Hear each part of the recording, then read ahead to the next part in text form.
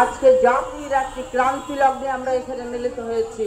খুব স্পষ্ট ভাবে এবং খুব সচেতন ভাবে এই কথাটি বলছি যে একটা জাতির একটি ক্রান্তি লগ্নে আমরা এখানে আজকে মিলিত হয়েছি।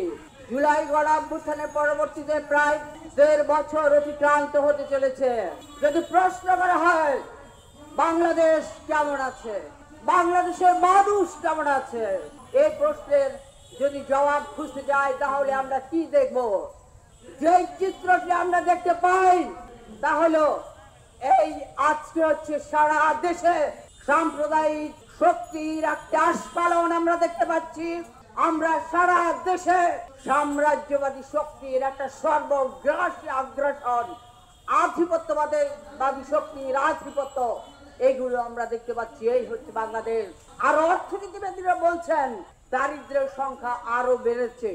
কত কিছুদিন আগেও আমার মনে ছিল, এই মুহূর্তে আমার মনে নেই যে দারিদ্র্যের সংখ্যা কত তারা বলেছেন। এই পরিমাণ দারিদ্র্যের সংখ্যা বেড়েছে।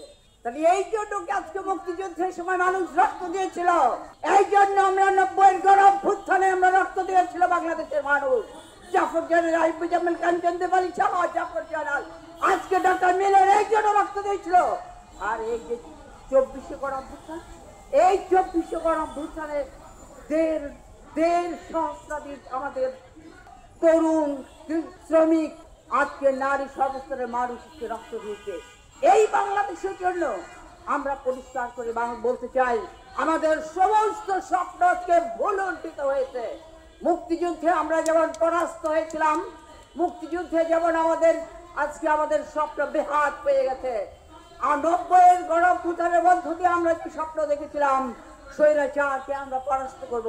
সামরিক স্বৈরাচারকে হয়তো খানিকটা পরাস্ত করতে পেরেছিলাম, কিন্তু সামগ্রিকভাবে গোটা বাংলাদেশে আজকে গণতন্ত্রের বিরুদ্ধে স্বৈরাচারকে আমরা পরাস্ত করতে পারিনি। আজকে বাংলাদেশ তার প্রমাণ।